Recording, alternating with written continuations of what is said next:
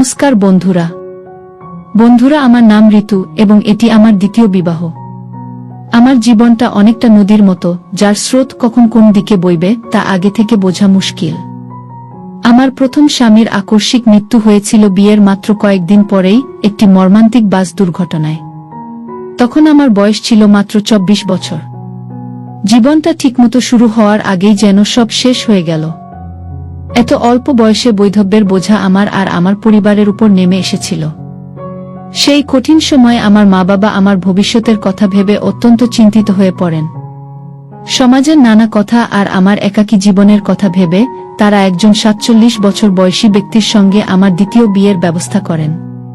পাত্র খুঁজে পাওয়া কঠিন ছিল, তাই এই অসম বয়সী বিয়েতে রাজি হওয়া ছাড়া উপায় ছিল না। আমার দ্বিতীয় স্বামী মানুষ হিসেবে খারাপ ছিলেন না, কিন্তু তিনি আমার চেয়ে বয়সে অনেক বড় ছিলেন এবং নিজের ব্যবসা ও কাজ নিয়ে এতটাই ব্যস্ত থাকতেন যে আমার জন্য তার কাছে কোনো সময় ছিলও না। দিনের শেষে যখন তিনি বাড়ি ফিরতেন তখন এতটাই ক্লান্ত থাকতেন যে কোনো কথা বলার আগেই ঘুমিয়ে পড়তেন। তার বিশাল বাড়িতে আমি একা থাকতাম। তার উপস্থিতি সত্ত্বেও আমি সেই মানসিক শান্তি বা সঙ্গ পাচ্ছিলাম না যা একজন স্ত্রী হিসেবে আমার প্রাপ্ত ছিল। রাতের পর রাত আমি তার একটু মনোযোগ, একটু ভালোবাসার জন্য অধীর আগ্রহে অপেক্ষা করতাম, কিন্তু আমার সেই অপেক্ষা কখনো শেষ হতো না। তার কাছ থেকে আমি সেই মানসিক শান্তি বা সঙ্গ ও সমর্থন পাইনি যা আমার একাকিত্বকে দূর করতে পারত। আমাদের সংসারে কোনো কিছুর অভাব ছিল না।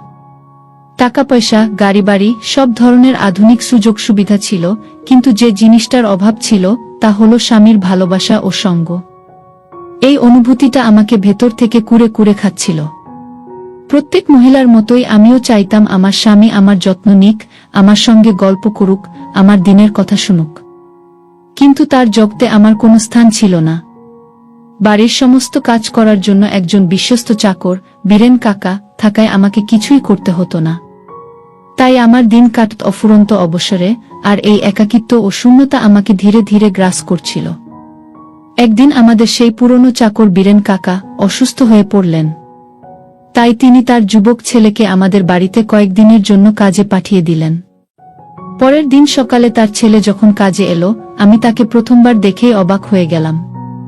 তাকে দেখে এক মুহূর্তের জন্য আমার বিশ্বাসই হচ্ছিল না যে সে বীরেন কাকার ছেলে হতে পারে। তার সুঠাম স্বাস্থ্য, ফর্সা গায়ের রং এবং গভীর নীল চোখ, সব মিলিয়ে তাকে কোনো সিনেমার নায়কের চেয়ে কম কিছু মনে হচ্ছিল না। তার চেহারায় এমন এক আভিজাত্য ছিল যা সাধারণের মধ্যে দেখা যায় না। আমি মুগ্ধ হয়ে তার দিকে তাকিয়েছিলাম আর ভাবছিলাম, এই ছেলে কি সত্যিই একজন চাকরের সন্তান? আমার ঘোর কাটল তার গলার স্বরে। সে আমার দিকে তাকিয়ে অত্যন্ত নম্রভাবে বলল, মালকিন, আমার নাম মুকুল, আমি বীরেন বাবুর ছেলে। বাবা হঠাৎ অসুস্থ হয়ে পড়েছেন, তাই তিনি আমাকে কয়েকদিনের জন্য আপনার বাড়ির কাজ দেখাশোনা করতে পাঠিয়েছেন। আপনি কোনো চিন্তা করবেন না, আমি আমার বাবার মতোই সততা ও নিষ্ঠার সাথে নিজের সব দায়িত্ব পালন করব। আপনাকে অভিযোগ করার কোনো সুযোগ আমি দেব না। আমি তাকে ভেতরে আসতে বললাম এবং নিজে ধীর পায়ে গিয়ে সোফায় বসলাম। সে ভেতরে এলে আমি তার সম্পর্কে আরও জানার আগ্রহ থেকে জিজ্ঞেস করলাম, তোমার নাম তো মুকুল বললে, তুমি পড়াশোনা কি করেছ? আগে কোথাও কাজ করার অভিজ্ঞতা আছে? বাড়ির সব ধরনের কাজ তুমি ঠিকমতো সামলাতে পারবে তো? সে আমার সব প্রশ্নের উত্তর খুব শান্তভাবে আর আত্মবিশ্বাসের সাথে দিল। বলল, মালকিন, আপনি একদম নিশ্চিন্ত থাকুন, আমি বাড়ির সমস্ত কাজ খুব ভালোভাবে করতে পারি। বাবার কাছে আমি সব শিখেছি, আপনাকে আমার কাজে হতাশ হতে হবে না। তার কথা বলার ধরন আর আত্মবিশ্বাস দেখে আমার ভালো লাগলো। আমি তার দিকে তাকিয়ে হালকা হেসে বললাম, ঠিক আছে, তুমি বাড়ির কাজ তো করবেই, কিন্তু তুমি কি জানো, বাড়ির কাজের চেয়েও বেশি জরুরি হলো বাড়ির মালিকের সম্মান করা এবং তার মনের কথা বোঝা। তুমি কি তোমার মালিকের একাকিত্ব দূর করতে পারবে? তার মনের যত্ন নিতে পারবে? আমার কথার মধ্যে যে একটা গভীর অর্থ লুকিয়েছিল সেটা হয়তো সে বুঝতে পারেনি। মুকুল সরলভাবে উত্তর দিল, মালকিন, আমি আমার কাজ খুব নিষ্ঠার সাথে করব এবং আপনাকে আমার কাজের মাধ্যমে খুশি রাখার সব রকম চেষ্টা করব। এরপর আমি মুকুলকে তার সমস্ত কাজ বুঝিয়ে দিলাম এবং সে মনোযোগ দিয়ে কাজ করতে শুরু করল। কিন্তু সেদিন থেকে আমার রুটিনে একটা পরিবর্তন এলো। আমার দৃষ্টি সারাক্ষণ তার উপরেই আটকে থাকত। আমি প্রায়ই সোফায় বসে বই পড়ার ভান করে তাকে আর চোখে দেখতাম। আমি বুঝতে পারছিলাম না আমার নিজের মধ্যে কি পরিবর্তন আসছে। মুকুল কিছুক্ষণের জন্য চোখের আড়াল হলেই আমার কেমন যেন অস্থির লাগত। তার উপস্থিতি আমার এই শূন্য বাড়িতে একটা নতুন স্পন্দন নিয়ে এসেছিল।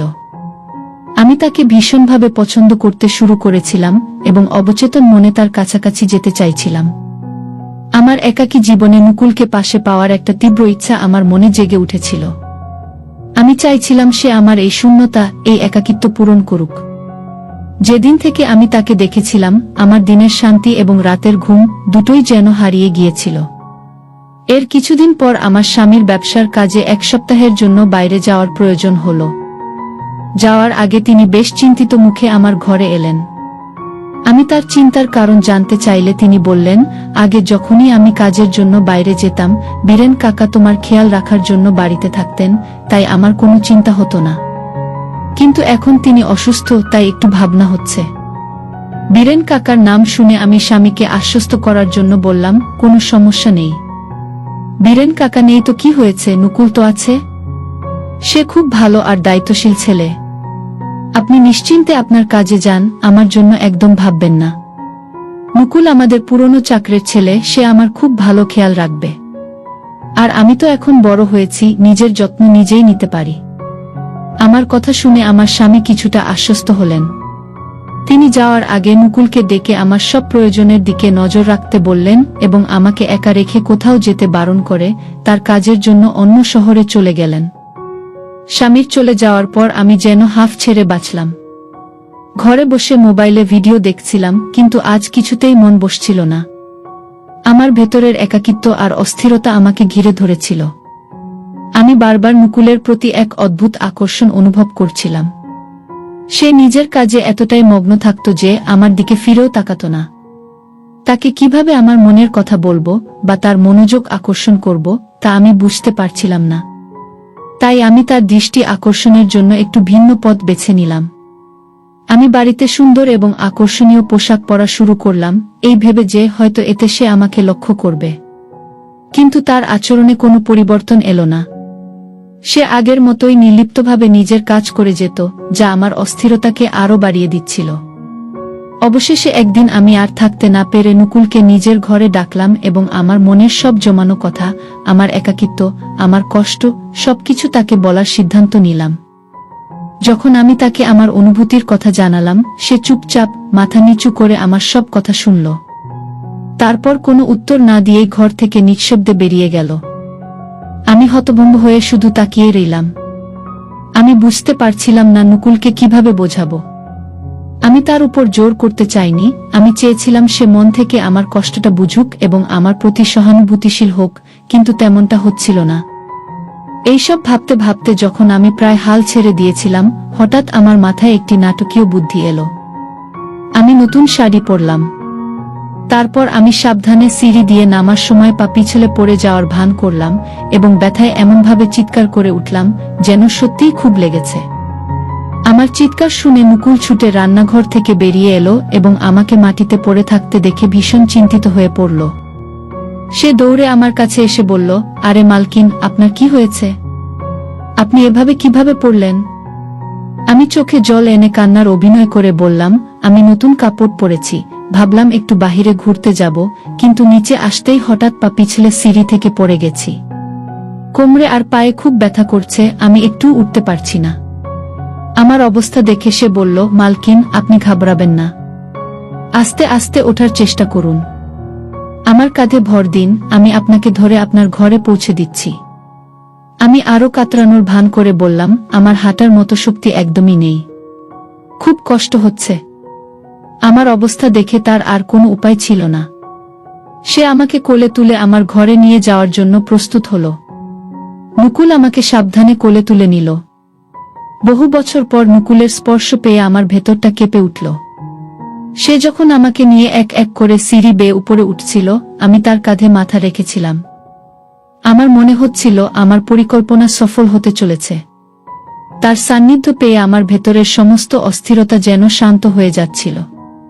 আমার মনে এক মুহূর্তের জন্য এমনও মনে হচ্ছিল যে সেও হয়তো আমার কষ্টটা এবার বুঝতে পারছে এবং আমার প্রতি দুর্বল হয়ে পড়ছে।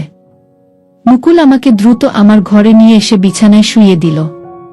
কিন্তু আমার ভয় হচ্ছিল সে হয়তো এখনই আমাকে এই অবস্থায় একা রেখে চলে যাবে।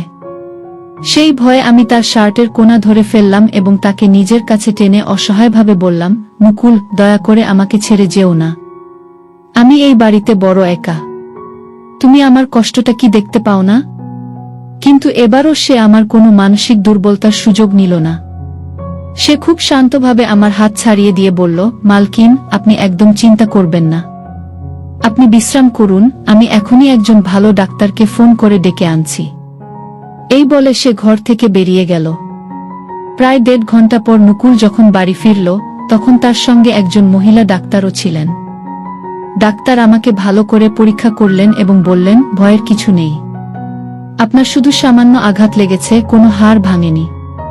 আমি আপনাকে 4 দিনের জন্য ব্যথার ঔষধ লিখে দিচ্ছি। আপনি ঠিকমতো বিশ্রাম নিলেই কয়েকদিনের মধ্যে সম্পূর্ণ সুস্থ হয়ে যাবেন। ডাক্তার প্রয়োজনীয় ঔষধপত্র দিয়ে চলে গেলেন। তিনি চলে যাওয়ার পর আমি মুকুলকে জিজ্ঞেস করলাম, এই ডাক্তারকে? তুমি তাকে কোথা থেকে নিয়ে এলে? মুকুল আমার দিকে তাকিয়ে শান্তভাবে যে উত্তরটা দিল, তা শোনার জন্য আমি প্রস্তুত ছিলাম না। সে বলল, মালকিন, উনি আমার স্ত্রী। আমি ভাবলাম, এই বাড়িতে আপনার দেখাশোনা করার জন্য একজন পুরুষ থাকাটা শোভনীয় নয়, তাই আমি আমার স্ত্রীকেই ডেকে নিয়ে এসেছি। এখন থেকে ও আপনার খুব ভালো করে যত্ন নেবে। আপনার কোনো রকম অসুবিধা হবে না। আপনি শুধু বিশ্রাম করুন। এরপর সে তার স্ত্রীর দিকে তাকিয়ে বলল, শোনো, মালকিনের ভালো করে খেয়াল রেখো। ওনার হাঁটতে চলতে কষ্ট হচ্ছে, ওনাকে বাথরুমে যেতে সাহায্য করো এবং তার সব প্রয়োজনের দিকে নজর রেখো। আমি অবাক হয়ে হতভম্ব হয়ে নুকুলের দিকে তাকিয়ে রইলাম। এরপর নুকুল আমার দিকে ফিরে খুব ধীর কিন্তু স্পষ্ট গলায় বলল, মালকিন, আমরা গরিব হতে পারি, কিন্তু আমরা নিজেদের সীমা এবং নীতির মর্যাদা দিতে জানি। আমি একজন বিবাহিত পুরুষ এবং আমার স্ত্রীর প্রতি আমি সারা জীবন বিশ্বস্ত থাকতে চাই। আপনি ধনী হতে পারেন, কিন্তু সম্পর্কের প্রতি সম্মান এবং সততা থাকাটা তার চেয়েও অনেক বেশি জরুরি। এই কথাগুলো বলে নুকুল ঘর থেকে বেরিয়ে গেল। এরপর থেকে নুকুলের স্ত্রী আমার যত্ন নিতে শুরু করল, আর নুকুল আগের মতোই বাড়ির সমস্ত কাজ করতে লাগল। তাদের দুজনের সততা আর আত্মসম্মানবোধ আমার চোখের সামনে একটা বড় আয়না তুলে ধরেছিল। তাদের দুজনের মাধ্যমে আমি একটা শিক্ষা লাভ করেছিলাম যে, জীবনের পথে একাকিত্ব বা মানসিক শূন্যতা আসতেই পারে,